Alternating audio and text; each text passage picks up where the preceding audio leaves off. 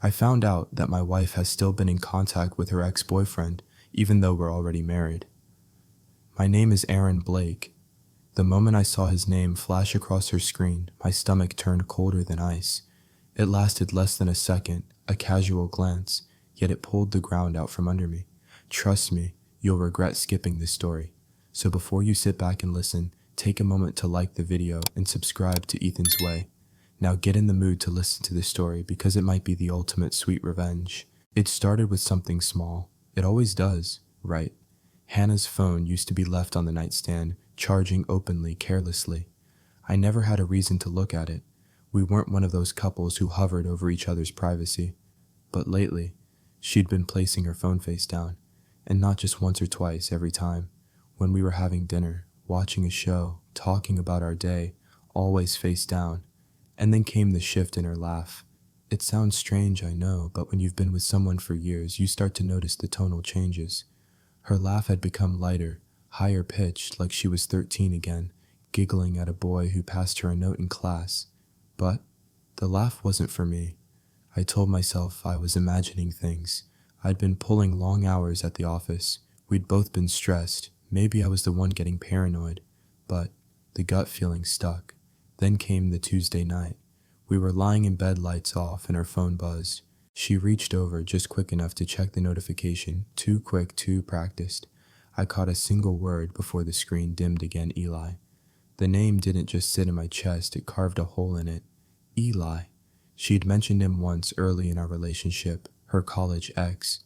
One of those stories you're told in the safe zone, the past tense memories where there's nothing to worry about anymore. He was intense, she'd said. We weren't good for each other. I cut him out of my life. Lies age poorly when you remember them perfectly. That night, I said nothing. I turned my body away from her under the blanket and stared into the darkness. My mind spun with possibilities. Maybe it was a different Eli. Maybe he needed something. Maybe I was jumping to conclusions. But you don't go that still over a message from someone harmless. You don't hide a harmless message like it's a weapon. The next morning, I got up early. She was still asleep when I made the coffee. I stared at her phone on the kitchen counter for a full minute. I could feel the heat radiating from it like it knew I was watching. I didn't look at it, not then. Instead, I watched her from across the kitchen when she walked in here, still messy from sleep, smiling softly. "Morning," she said, leaning in to kiss me. I kissed her back, but I didn't close my eyes like I usually did. Over the next few days, I tried to push it aside. Work helped. I threw myself into code tickets meetings. I stayed late at the office even when I didn't need to, just to avoid the quiet tension building inside our apartment. She didn't seem to notice. Or maybe she was trying just as hard to act normal. Friday came, and we were curled up on the couch watching a rom-com she picked out. Her phone buzzed again. She excused herself to the bathroom, taking the phone with her. When she came back, her smile was different. I watched her sit back down, like nothing had happened. Like the air wasn't thick with a secret she wouldn't say out loud. "Hannah," I said, slowly. "Who's Eli?" She froze, just for a moment, but it was long enough to know the truth before she even answered. "Oh, he's just an old friend. He reached out recently, asked how I was doing. That's the ex, right?" She tilted her head like she didn't remember. "You said he was your ex in college." "Oh, yeah, but it was ages ago. It's nothing." She looked me straight in the eyes when she said it, confident, controlled, but the edge of her thumb was fidgeting against the seam of the blanket, and that's when I knew it wasn't nothing. I nodded, said nothing more that night. I let it sink, let her believe I was letting it go. But I wasn't. I started paying attention to the small things. She never used to dress up on Thursdays, but lately she'd been curling her hair, putting on that berry-colored lipstick she knew I loved. Not for me, she left before I even woke up some mornings, and always came home late. Meetings ran long, she'd say, got drinks with the team, except she never used to drink on Thursdays either. Then one night I watched her laugh at something on her phone and then quickly swipe it away when I entered the room. She acted like it was a recipe or a meme, but her cheeks were flushed. "You okay?" I asked. "Yeah, just tired." She set her phone down again, face down. I didn't ask questions anymore. I observed. She didn't realize I was documenting everything. Then came the moment that changed everything. Saturday afternoon. She left her phone on the counter while she was in the shower. I don't know what possessed me. I'd resisted for weeks. Maybe I was tired of doubting myself. Maybe I needed to stop the torture of not knowing. I picked it up, hands shaking, and it wasn't locked. The messages with Eli were right there. A thread, long, ongoing. Casual at first, reminiscing, then teasing, then deeper. Remember that night in the cabin? Sometimes I wonder how different things could have been. He doesn't get me like you did. I stopped reading. My hands went numb. My chest burned. I put the phone down, screen still open, and walked to the sink. I gripped the edge like it could stop me from falling through the floor. The shower stopped. She'd be out any second. I had to decide, say something now. Wait. Pretend I wiped the counter clean, returned the phone exactly where it had been, and walked into the hallway calm as ice. But inside, I knew something had broken. She wasn't just talking to her ex. She was longing for him, and she was married to me. I couldn't sleep that night. Hannah lay beside me, breathing softly, completely unaware that I knew. Her back was to me, one arm tucked beneath her pillow. The same pillow where she'd likely fallen asleep texting Eli just a few nights ago. I stared at the ceiling, my mind swirling. I wanted to shake her awake and demand answers. I wanted to throw her phone against the wall and watch the pieces scatter across the hardwood floor. But more than anything, I wanted to understand why. Why him? Why now? And why me, as in why marry me? If she was still so emotionally entangled with someone else, I got up, walked into the kitchen, and poured a glass of water I didn't drink. The silence in the apartment was suffocating, not peaceful, oppressive. I felt like a guest in my own life. By morning, I had a plan. It wasn't revenge, not yet. It was confirmation. I needed to see how deep this went before I decided what to do. I started with something simple. I asked her again about Eli over breakfast. Did he say why he reached out? I asked between bites of toast. She didn't even look up from her phone. Not really, just random. You know how people get nostalgic. Uh-huh, I said. And are you guys still talking? That got her attention. She glanced at me, then smiled too quickly, too bright, too fake. And not really, she lied. Not really. 2 words that did more damage than an outright no. They gave her just enough room to backtrack if I ever cornered her. They were slippery like oil on glass. I nodded again and changed the subject, but I was done pretending. The next weekend, we were invited to a dinner party at her friend Caroline's house. A small get-together, 6 people, drinks, food conversation. I didn't want to go, but Hannah insisted. You've been so tense lately, she said, wrapping her arms around me from behind. It'll be good for you. I smiled thinly. Sure, sounds fun. We showed up, smiled, laughed, played the happy couple, and for the most part, I kept it together. But about halfway through the evening, Caroline's boyfriend made a joke, a dumb, harmless joke about how men always forget anniversaries. Hannah burst out laughing, but not in the casual, polite way people usually do at those things. No, she tilted her head back, eyes sparkling, and said, Oh my God, that reminds me of the time we... She stopped herself. Caroline raised an eyebrow. You and Aaron Hannah blinked. Yeah, she said slowly. Of course. But I could see the panic in her eyes. I smiled and took a long sip of my wine. What time was that? I asked gently. She looked at me, her face tight. You know, that trip with the firewood. Now I knew she was lying. I'd never been on a trip involving firewood, ever. We got home around midnight. She went straight to the bathroom, closing the door. I sat on the edge of the bed, the wine no longer dulling the ache in my chest. That inside joke wasn't mine. It was his. I grabbed her phone again. She hadn't changed the password, maybe because she still believed I trusted her. Their thread was still there, and yes, there it was. Eli had texted her earlier that day. Remember that time at the cabin when you locked me out and I almost froze to death? Her reply, OMGS, I still laugh about that. We were so stupid. I kinda miss that. She didn't even deny it. Didn't pretend it was innocent nostalgia. I locked the phone and placed it back. I stared at the mirror in our bedroom. I looked average. That's all I could think. I wasn't ugly. I wasn't remarkable. I was stable, comfortable, predictable. Was that it? Was I boring? Was Eli her emotional escape from the predictability she now regretted marrying? The next morning, I was quiet. I watched her move through the kitchen like she always did, hair pinned up, robe tied loosely at the waist, humming under her breath. She noticed. Everything okay?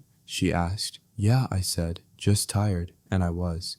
Tired of pretending, tired of hoping she'd do the right thing without being pushed, but I wasn't ready to confront her yet, because now it wasn't just about the messages, it was about who she was with Eli and who she was with me. With him, she was playful, reckless, unfiltered.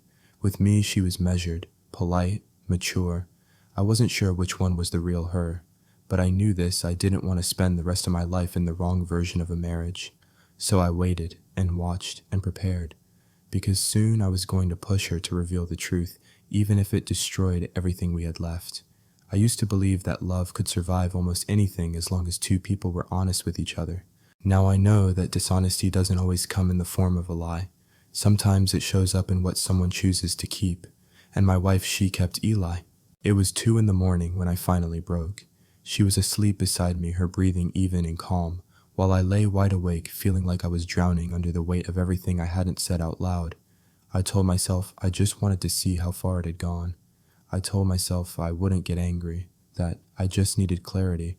I slipped out of bed and tiptoed to the living room. Her phone was on the charger again, face down. She'd started putting it there even when she wasn't around, like some muscle memory of secrecy.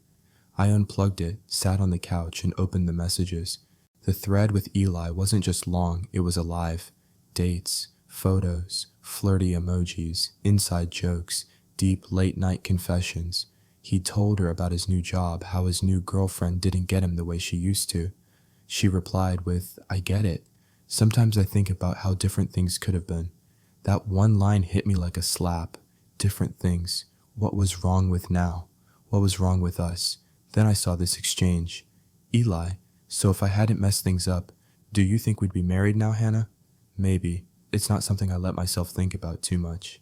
But yeah, sometimes. I felt the floor beneath me go soft, like my reality had liquefied. Then came the worst part. He sent a photo, a selfie of himself at a bar. Nothing inappropriate, but she responded with a heart emoji. A heart. She'd stopped using those with me years ago. I sat there for over an hour, reading every word, scrolling back months, realizing this wasn't a recent connection. This was something that had never died, a thread that never got fully cut. It made everything feel fake. The meals we cooked, the vacations we took, our wedding, her vows. Was she still thinking about him the day she said she loved me in front of our families? I put the phone back exactly as I found it, and I didn't sleep at all. The next morning, I made coffee, cooked breakfast like usual, and didn't say a word about what I'd seen. She smiled as she sipped her coffee. You're quiet today. Just tired, I said again. But this time I meant something different. Tired of pretending. Tired of giving her space to come clean. Later that afternoon, I called in sick to work and went for a long walk. No headphones, no destination, just the city noise around me, people passing by and my mind spiraling in every direction. I stopped at a bench near the park and pulled out my phone. My thumb hovered over her messages again, but I didn't open them. I didn't need to anymore. I already knew enough. I opened a blank note and started typing, not a text, not an email, but a list of everything I needed to say if when I confronted her. I didn't want to yell, I didn't want to beg, I didn't want to accuse her like some bitter man unraveling. I wanted to present her with the facts, let her react, let her twist in her own guilt. That evening, she came home early. Let's order in, she said. I'm craving Thai. We sat on the couch, plates balanced on our knees. She leaned against me like nothing had changed, like I wasn't about to confront her with the darkest part of her own soul. Midway through the meal, I said it. Do you still love Eli? She froze, for real this time. Her fork paused midway to her lips. What? You heard me. Her eyes flicked to mine. Why would you ask that? Because I've seen your messages. Her face drained of color.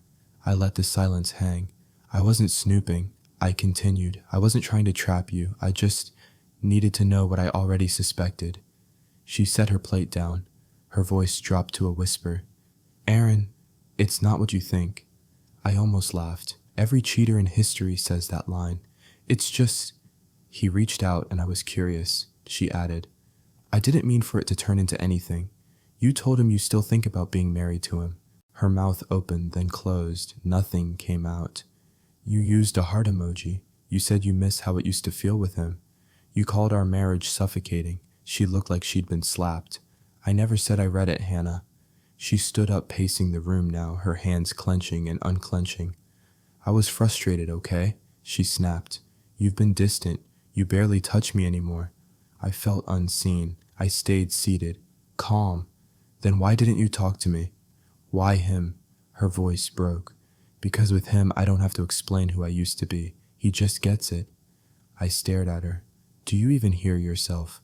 You're married, and you're reminiscing with your ex about what could have been. She wiped a tear from her cheek, but I didn't move to comfort her. Something had shifted. She realized it too. She reached for my hand. Please. It didn't mean anything.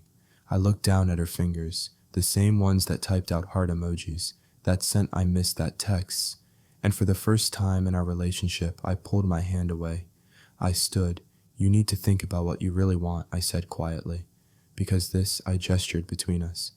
This isn't real anymore. Not while you're emotionally sleeping in someone else's bed. She stood, frozen tears now falling freely. I didn't yell. I didn't throw anything. I just walked into the other room and closed the door behind me. The next few days in our apartment were almost silent except for the kind of noise you can't hear but still feel. The heaviness of unspoken guilt.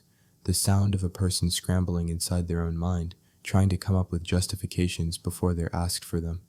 Hannah didn't try to bring it up again, not right away. Maybe she thought giving me space would fix it. Or maybe she thought I'd cool off and forget. She didn't understand that it wasn't about being angry. It was about being done. We had another dinner scheduled for that Saturday, this time at my friend Jason's place. A couple's night he and his girlfriend threw every few months. Hannah offered to cancel, said we could use the time to reconnect, but I told her we'd go. I wanted to see how she would behave in public now with the illusion cracked. And maybe I wanted others to see it too. She spent an hour getting ready, curling her hair, checking her makeup in the mirror more times than necessary. I could see her studying her reflection with that same tight smile she used when trying to convince herself of something. She wore the green dress, the one she knew I loved, but it didn't hit the same way. She looked beautiful, but it didn't move me. We barely spoke on the drive there. Jason greeted us at the door like nothing was wrong. No one knew, of course. I hadn't told a soul. I wanted to keep this as clinical as possible. Inside, laughter filled the space. People poured wine-cracked jokes past plates. Hannah slipped into social mode effortlessly. She'd always been good at that, but I watched her carefully. Every time someone mentioned love marriage or the one, she blinked harder. Her smile faltered for half a second. She was on edge, but hiding it well. Then it happened. A simple game of truth or sip. A fun little drinking game adults think is edgy when wine is involved. Jason's girlfriend asked the question, if you had to choose one person from your past to talk to for just one day, who would it be? Eyes turned to Hannah. She hesitated. My stomach turned cold. She laughed. That's tough. Everyone leaned in. She paused again. Maybe my old friend Eli. We lost touch and she caught herself. Too late. I smiled gently and raised my glass. Interesting choice, I said. Jason chuckled. Who's Eli? Oh, just a college friend, she said too quickly. Ah, someone else teased. Sounds like someone had a crush. Hannah's cheeks flushed. She waved it off, but I saw the guilt spreading behind her eyes like smoke. The rest of the night blurred together. The food was great, the company pleasant, but I was somewhere else deep in my thoughts, watching her processing. When we got home, she broke the silence as soon as the door closed. I shouldn't have said his name. I nodded. No, you really shouldn't have. She sat on the edge of the bed, wringing her hands. I don't know what's wrong with me, she whispered. It's like, I just needed someone to remember who I used to be. You've been so distant lately. I stayed standing, and you've been what, lonely. So instead of telling me that you ran emotionally back to the man you left behind. She looked up at me desperate. I didn't mean to, but you did. You meant every message. You chose every word. You told him things you should have only ever told me. She burst into tears, and for the first time I didn't reach to comfort her, because I couldn't tell if she was crying from regret or because she'd been caught. The next day I did something that surprised even me. I reached out to Eli. I didn't tell Hannah. I didn't do it for revenge. I just needed to hear it from the other side. I found him on Instagram public profile, the same face from the selfie he sent her. Same smirk, same bar. I sent a message. Hey, this is Aaron Hannah's husband. We need to talk. One conversation, no drama. He replied within the hour. Whoa, okay. Didn't expect that. What do you want to know? I told him I knew about the messages. Told him I didn't want to fight. Just the truth. He hesitated, then wrote, Look, man, she never said she was leaving you. I thought you guys were rocky and she just needed someone to talk to. I asked him straight out, did you meet her in person? He answered, yeah, just once. Coffee. She told me she missed how we used to talk. That's it. That was not it. But it was enough. I stared at the message for a long time. He wasn't the villain. He was the escape hatch she kept unlocked in case things with me stopped feeling like love. And she'd been walking through that door behind my back, over and over again. I didn't reply. I didn't even get angry. I just closed the app and sat in the quiet of our apartment, feeling everything fall into place. It was time to make a decision. Not an explosion, not revenge, just truth, just peace, and maybe a clean end. She knew something had changed. I didn't need to say it. I didn't slam doors. I didn't raise my voice. But everything about the way I moved around her became deliberate, slower, more detached. My responses got shorter, my eye contact rare. I didn't play the angry husband. I played the mirror, and she hated what she saw. Sunday morning, she made pancakes.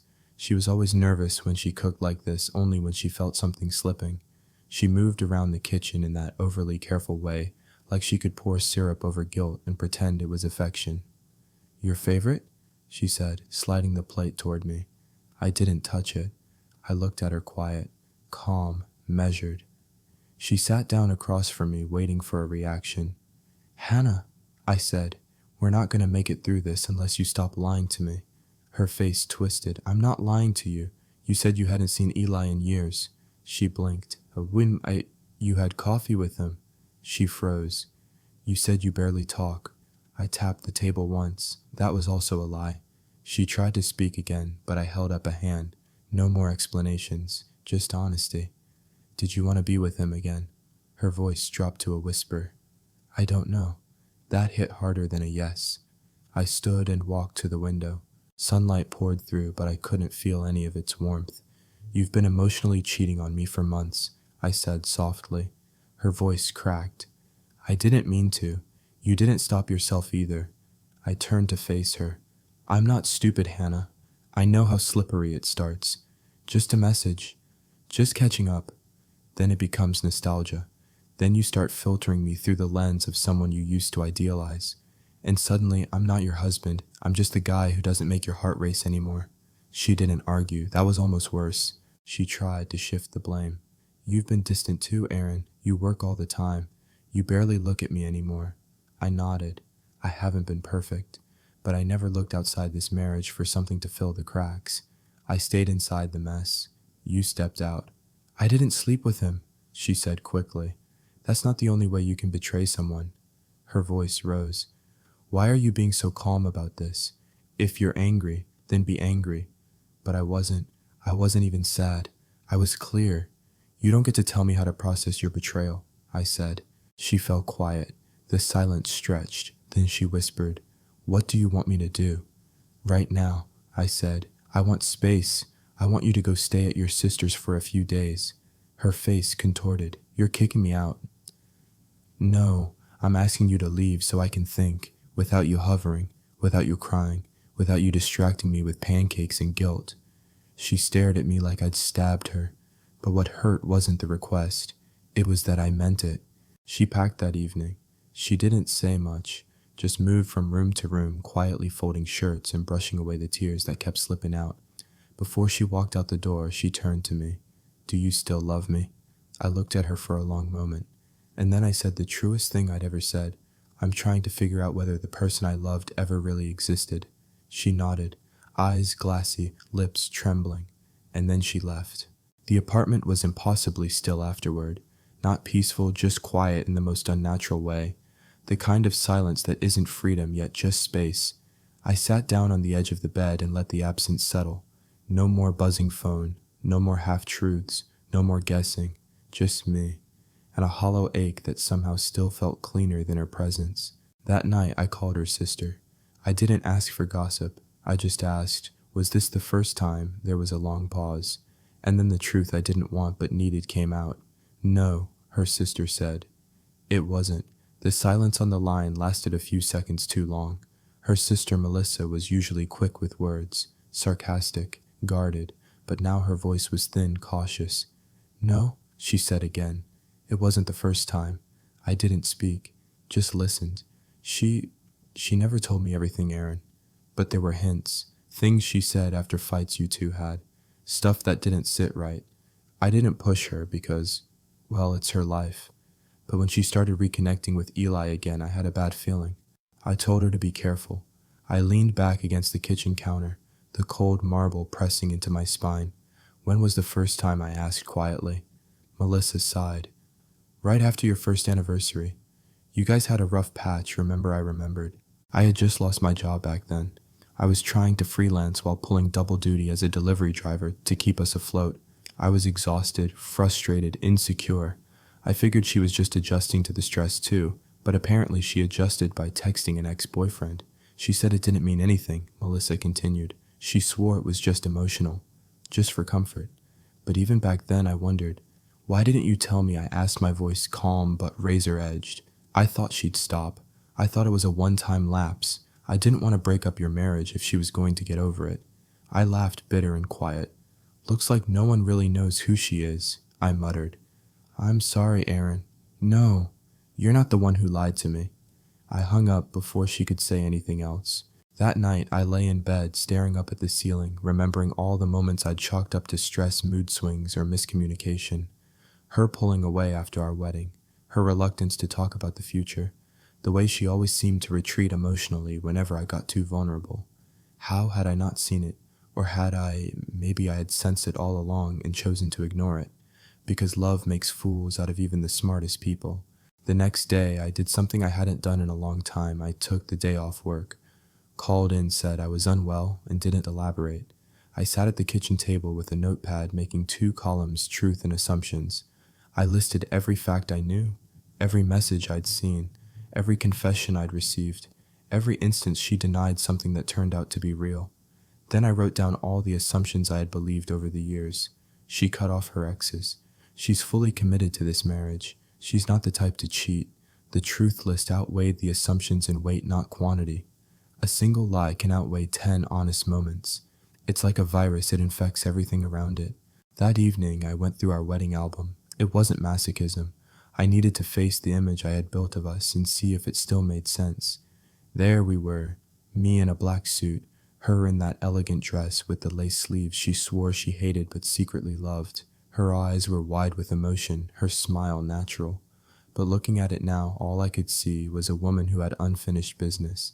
A bride who might have still been whispering what ifs in her head even as she said I do. I stared at our photo for a long time, and then I closed the album and slid it into a drawer. Not the trash, just a drawer. I hadn't decided yet what it all meant. 3 days later she came back. Not uninvited, I had asked her to return. I needed to speak to her in person, not through tears and text messages. She looked thinner, her eyes hollowed from restless nights. She wore no makeup, no armor. When she stepped inside, she looked around like she was visiting a place that used to be her home. I gestured toward the couch. She sat. I didn't. Instead, I stood arms crossed and looked down at her. We're not going to pretend this didn't happen, I said. You know that, right? She nodded. I waited for her to speak. She didn't. So I went first. I spoke to Melissa. Her eyes widened, and I saw the fear there.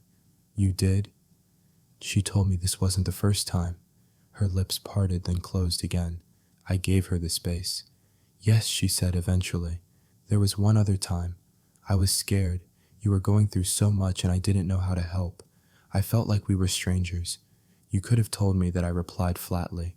Instead, you found comfort in someone who doesn't live in this home, who doesn't carry the weight with you. You chose the exit instead of the work. I didn't mean you did mean to. Every choice you made was deliberate. You messaged him. You met him. You replied. You flirted. You confided in him about our marriage. That's not an accident, Hannah. That's betrayal. Tears welled in her eyes. I didn't love him. I just missed who I was when I was with him. And what about me, I asked. What happens to a man who gives his entire heart to someone who keeps part of hers in a memory? She sobbed now openly. Please, Aaron, please. I don't want to lose you. I was stupid, I was selfish, but I never stopped loving you. I didn't say anything. I just let her cry, because sometimes silence is the only honest answer left. Eventually she looked up. What now? She asked, voice trembling. I took a breath. You're going to leave, for a while, not forever, not yet, but long enough for both of us to figure out who we are without this constant ache. Her eyes widened. You mean separate, I mean space. Real space. You say you want to fix this, then prove it. Go to therapy, alone. Find out why you keep reaching backward instead of building forward. And what about us? She asked. What about our marriage? I don't know yet, I said honestly. But if there's any chance of saving it, it starts with both of us facing the truth separately. She nodded barely. That night she packed again, this time slower, like each item weighed more. As she zipped her suitcase, I stood in the doorway and said quietly, if you come back, it has to be as someone new, not the version of you that lies to survive. She turned, eyes red. And what do you become in the meantime? I paused, then answered, someone who finally learns to love himself without needing someone else to choose him. She left before sunrise, and for the first time in weeks I slept, not deeply, not peacefully, but enough to start, just start. It had been 4 days since Hannah left. The apartment felt quieter than ever, less like solitude, more like a vacuum, a clean space stripped of noise, clutter, and certainty. I didn't miss the tension, but I missed something, maybe the idea of her, or maybe the sound of a life that once felt shared. I kept busy, work, gym, cooking. I avoided the bedroom in the evenings and fell asleep on the couch more often than not, the TV muttering background noise I didn't hear. Then in one night, just after midnight, I got a call. Blocked number. I almost let it go to voicemail, but something told me to answer. Hello? There was silence for a second, then a man's voice, low and cautious. Aaron. I froze. Yeah, I said. It's Eli. Every part of me tensed. I stood in the kitchen, phone pressed to my ear, every muscle rigid. What do you want? He sighed. Look, I know you probably hate me, and I don't blame you, but I think you deserve to know something. My throat went dry. I already know enough. No, he said, his tone sharper now. You don't. There was something in his voice, not arrogant, not defensive, just heavy. I've been talking to Hannah the last few days, he said, and she's been telling me everything, not just about you and her, about us, what really happened.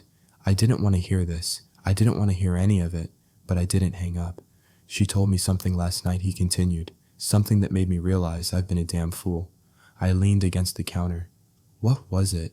She said I was her backup plan. The words dropped like bricks. What she said, if things with you had gotten worse, like if you had cheated or gotten distant enough to justify leaving, she would have seriously considered coming back to me. Not because she loved me, but because I was safe, familiar. She admitted it.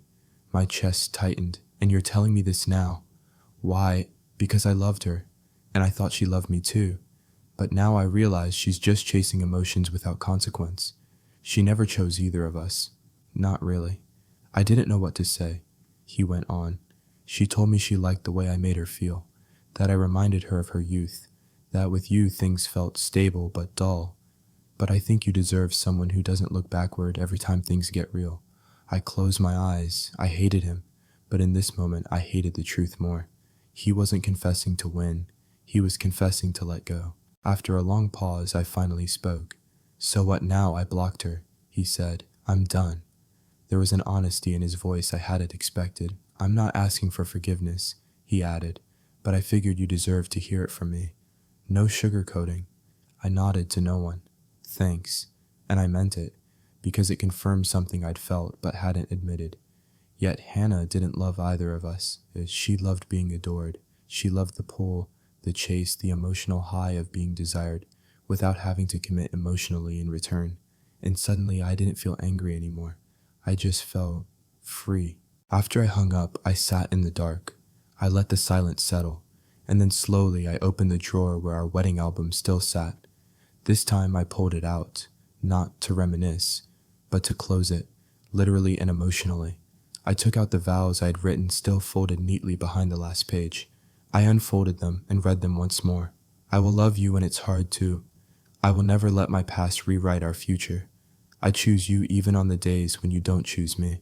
Those were my words, and I meant every one of them, but now I saw the last line with new eyes. I choose you even on the days when you don't choose me. Not anymore. That vow I was finally ready to break. The next morning, I woke up early, packed a small bag, and drove 2 hours north to the hiking trail we visited during our first year together. It was where I had once imagined proposing. We'd sat on the overlook talking about kids' careers forever. I hiked there alone this time. The trail was quiet. Mist still clung to the edges of trees, the earth damp underfoot. When I reached the cliff edge, I pulled out a small envelope. Inside was a photo of us, our favorite from the wedding, and a short note: you will always be a part of my story.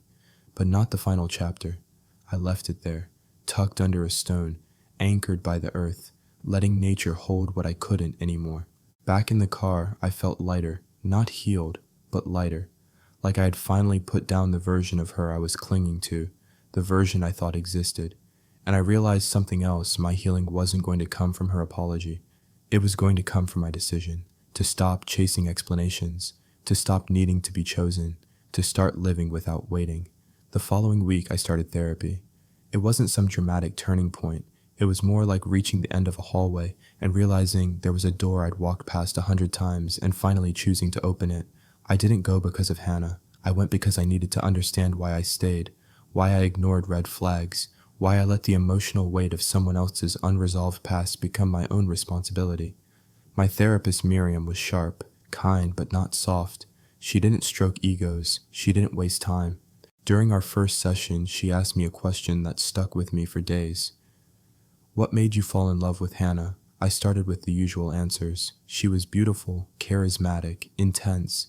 There was a quiet vulnerability in her when we first met, like she was constantly protecting a part of herself the world had hurt before.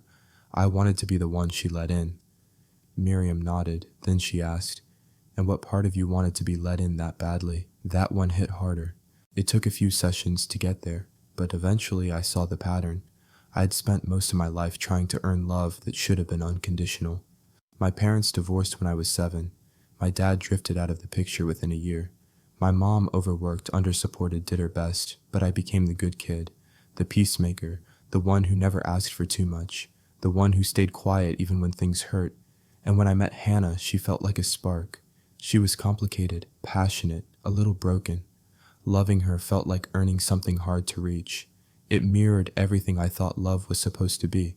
But the thing about mirrors is they reflect, not reveal. One session, Miriam asked me to picture a version of myself 10 years from now. Not the job, not the house, but the emotional state. Are you constantly monitoring the people you love? She asked. Are you walking on eggshells hoping to be good enough to keep them around? Are you still trying to fix someone who keeps opening wounds instead of closing them? I closed my eyes and saw it. The quiet ache of wondering if Hannah would relapse into nostalgia. The pit in my stomach every time her phone buzzed. The need to check, to doubt, to chase clarity. And I realized that's not love. That's survival disguised as devotion. A few days after that session, I got a letter in the mail, handwritten, no return address. But I recognized the handwriting immediately. Hannah. Inside the letter was brief. Aaron, I'm in therapy. I'm learning things about myself that scare me. I used to think I was just bad at commitment or too independent. But the truth is, I never learned how to be fully present with someone because I never trusted that I'd be chosen unless I was someone else. I don't expect you to forgive me, but I wanted you to know I see it now. What I did to you, what I did to myself. I'm sorry. Hannah. I read it once, then again and again, and for the first time since this all began. I didn't cry, because it wasn't about her anymore. That night, I sat on the balcony with a glass of water watching the city lights flicker like fireflies. I thought about how much of myself I had poured into a relationship that wasn't mutual. How long I had convinced myself that loyalty meant staying even when staying meant disappearing bit by bit. But now I could feel something rebuilding. Not fast, not dramatic, but honest. I didn't know what the future held, whether we'd eventually speak again, whether we'd try fail or move on completely. but I knew one thing for sure: I would never again shrink myself to fit inside someone else's unfinished story. It had been nearly a month since Hannah left, and I was beginning to feel like myself again. Only this time, the myself wasn't shaped by someone else's gravity. I had clarity, even if I didn't yet have closure. So when I got a message from her mother, Janine, I didn't know what to expect. "Hi, Aaron. I know this might be uncomfortable, but would you be willing to come to dinner? Just to talk. No pressure." I stared at the message for a long time before responding. "If it's just a conversation?" "Sure." I needed to understand. Not Hannah this time, but where she came from. What had created a woman who could wear sincerity like a costume, convincing, fleeting, and easy to shed? They lived in a quiet neighborhood an hour outside the city. A small house with ivy climbing the brick and flower beds neatly trimmed. A place that looked peaceful on the outside, like so many lives that hide chaos inside.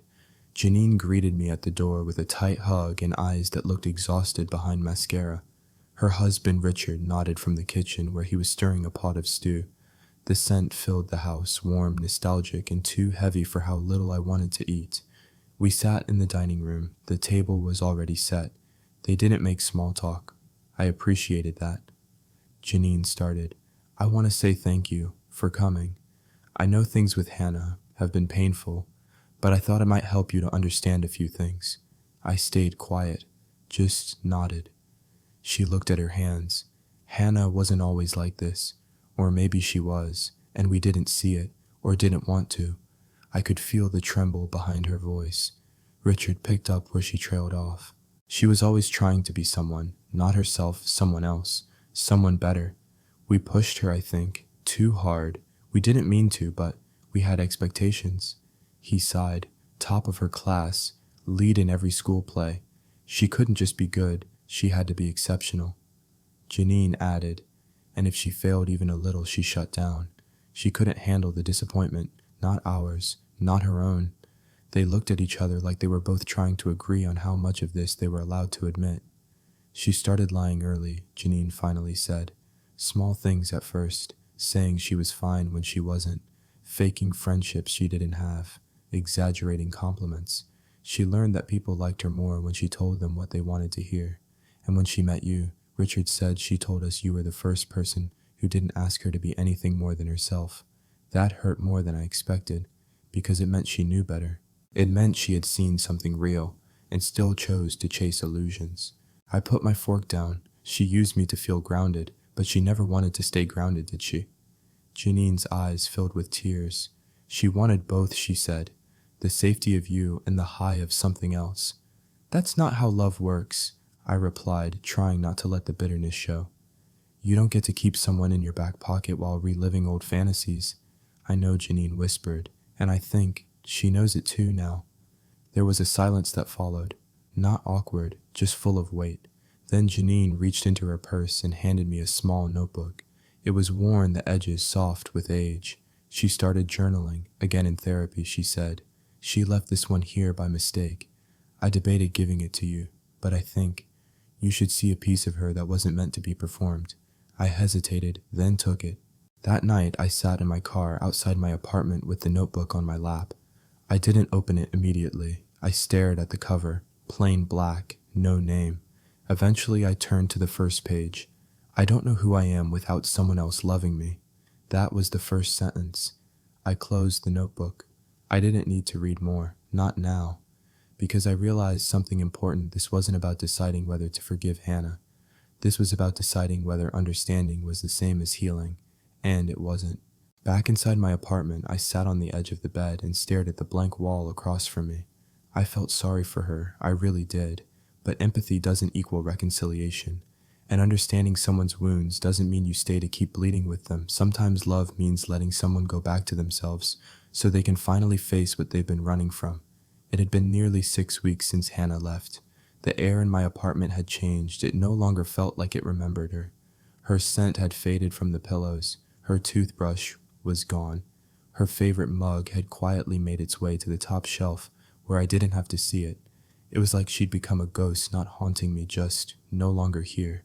I was still in therapy, still working through the layers I hadn't realized were even there. And then one afternoon I got a text. "Can we talk one time? No expectations." Just honesty. Please. It was from her. My chest tightened, not from hope, not from fear, something heavier. I let the message sit for hours, stared at it, reread it. Eventually I typed back, "Okay, one conversation, tomorrow." She arrived the next evening, just before dusk. She looked different, not in a dramatic way, but in the way a person does when they've been holding a mirror too long. Her clothes were plain, no makeup, her hair pulled back simply, no mask, no armor. I let her in. She didn't move to hug me, didn't ask how I'd been. She just stood in the middle of the living room, eyes scanning the space like it remembered her better than I did. "I've been doing the work," she said quietly. "I know," I replied. "Your mom told me." She gave a small, dry laugh. "Of course she did." I gestured for her to sit. I stayed standing. She watched me for a moment. "I don't know how to start." "Then don't start with words," I said. "Start with truth." She nodded, biting her lip. "I wanted you to save me," she said. "That's the truth." I blinked. "I married you because I believed you were stable, kind, safe. I told myself that if I wrapped myself in your love, it would fix whatever was broken in me." Her voice didn't shake. It was steady, honest, it cut deep. But when the love didn't erase the rest of my chaos, she continued, "I blamed you. I told myself you weren't enough, that you were too predictable, that you didn't understand me." She looked up. "But the truth is, you did. You understood me better than I understood myself, and that scared the hell out of me." I exhaled slowly. She went on. "Eli was never about love. He was about escape, about being someone else. When things got too real with you, when it was time to grow up and be seen, I ran backwards, because I knew he couldn't hold me accountable. I said nothing. I lied to you because I didn't think I could survive if you saw all the parts of me I hated. You didn't just lie," I said. "You maintained the lie. You built a life around it. You looked me in the eye and told me I was enough while keeping someone else as a backup plan." She nodded. "I know, and I will regret that for the rest of my life." There was a long silence. Then she pulled something out of her bag, a small object wrapped in fabric. She set it on the coffee table and gently unfolded it. It was her wedding ring. "I don't wear it anymore," she said softly, but I didn't throw it away either, because it still means something. I looked at the ring for a moment, cold, motionless, heavy, with a history that no longer fit. "I didn't ask you here to fix anything," she said. "I asked you here because I needed to stop hiding, and because I wanted to tell you that you were never the problem." I sat down across from her, quiet, still. "I appreciate that," I said finally, "but it doesn't change what happened. I know. And I don't know if I can trust you again. I wouldn't ask you to." That surprised me. "What are you asking for then?" She swallowed. "Peace, for both of us." Another silence, but this time it felt clean, like breathing out after holding it in too long. I reached forward, picked up the ring, and held it in my palm. I looked at her. "You were right," I said. "You married me to feel safe, and I married you to feel wanted. But safety and validation aren't love. They're shadows of it." Tears welled in her eyes. "You said you didn't know who you were without someone else loving you," I continued. "Maybe it's time you find out." She nodded slowly, and for the first time since the beginning of this story, I saw no resistance in her. Just acceptance. We didn't hug when she left. We didn't promise to stay in touch. She walked out the door without a scene, without a goodbye kiss, without reaching for one last thing. And somehow, that felt like the most honest goodbye we'd ever shared. For the first time in years, I started waking up without that tightness in my chest. No pressure to perform love. No constant calculations. Was I enough today? Did I say the right thing? Did I hold her long enough? Had I lost her again without knowing it? The silence wasn't empty anymore. It was mine. Healing didn't look like dramatic reinvention. It wasn't a glow-up or a bold vacation or filling my time with new people. It was small, boring things that felt sacred. I bought groceries and actually read the labels. I cleaned the apartment not because she was coming back, but because I deserved to live in a space that reflected peace. I stopped checking her social media. I stopped wondering whether she was seeing someone new. I stopped defining myself by who I was in her presence. Instead, I started figuring out who I was without anyone else's gaze shaping me. One afternoon, my therapist Miriam asked, "When was the last time you made a decision that wasn't about protecting someone else's feelings?" I didn't answer right away, because the truth was hard. I had spent my life contorting myself to keep people close, not out of manipulation, but out of fear. Fear of being abandoned, fear of being unseen, fear that if I wasn't useful, I wasn't lovable. Hannah didn't create that fear, but she did teach me how deep it went. So I started practicing selfishness, not recklessness, just intentional self-respect. I turned down plans when I needed rest. I told a friend I couldn't be their emotional dumping ground anymore without receiving anything back. I even took a weekend trip alone, just me, a cab, and a pile of books in silence.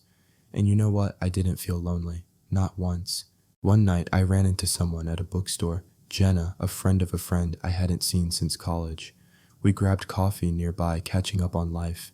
It wasn't a date, but it felt honest. She asked, "What's something about you people usually get wrong?" And I said, "They think I'm calm because I don't speak much.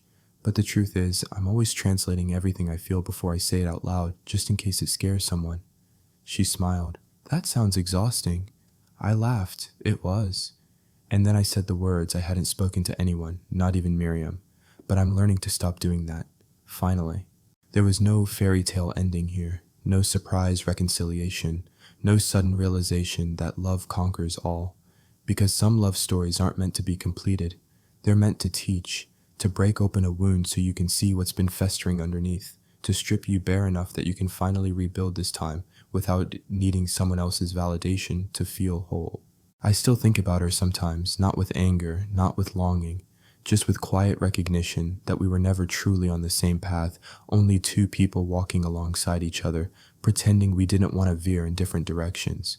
And that's okay, because now I'm walking my own, one steady step at a time. Months passed, seasons changed, and with them so did I.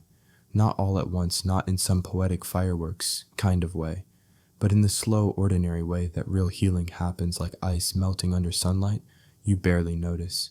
I stopped waiting for the past to knock on my door again, and I stopped holding space for a version of love that required me to be less so someone else could feel more. One afternoon, while walking through the park near my apartment, I saw a young couple sitting on a bench, probably no older than 25. She was laughing, animated, her hands flailing in the air as she told a story. He looked at her like she was the whole world. I smiled, and for a second I felt that ache, the familiar tug of nostalgia. But it didn't linger, because I no longer saw love as a performance I needed to keep earning. I saw it as presence, as reciprocity, as peace. My life became beautifully unremarkable. Work steadied. I started mentoring a junior developer, volunteered one Saturday at a community coding class for teenagers, signed up for a ceramics workshop, not because I was good at it, but because it let me be bad at something without shame. That was new. That was freedom. Hannah never reached out again. I didn't expect her to, and I didn't need her to. I imagined she was somewhere doing the work she promised. I hoped so for her sake, but her journey was no longer part of mine. I had detached with love, and that was the final lesson. One morning, I opened the notebook Janine had given me, the one Hannah left behind. I hadn't touched it since that night in the car. This time, I let myself read. Some entries were raw, ugly, honest. I don't know how to tell someone I love them without first wondering what I get in return. Aaron made me feel safe, so I punished him for not making me feel more. I thought I was craving passion, but what I really wanted was permission to be incomplete. That last line stopped me, because in her flawed way she had finally seen herself, and that gave me closure, more than any apology ever could. I closed the notebook and placed it on a shelf, not in anger, not as a shrine, just as a chapter I had lived through and finished. Later that week I got coffee with Jenna again. We talked about books, work, what we believed about timing. She asked me, "Do you believe in soulmates?" I thought about it for a second and said, "I believe in alignment, in people showing up when they've done the work to hold space for someone else without expecting that person to fill the cracks they won't face." She nodded slowly. "That's beautiful." "It's true," I said. We didn't kiss. We didn't plan the next 5 years, but we sat in quiet understanding. And for the first time in a long time, I wasn't afraid of what came next, because I knew who I was now, and I finally knew this peace isn't found in being chosen. Peace is found in choosing yourself. Thank you for watching my story. If you've ever found yourself giving too much, staying too long, or waiting for someone to see your worth, you're not alone. Share your story in the comments and let others know they're not alone either. And if this story moved you in any way, please subscribe to Ethan's Way for more powerful journeys about love lost healing and the quiet revenge of reclaiming yourself.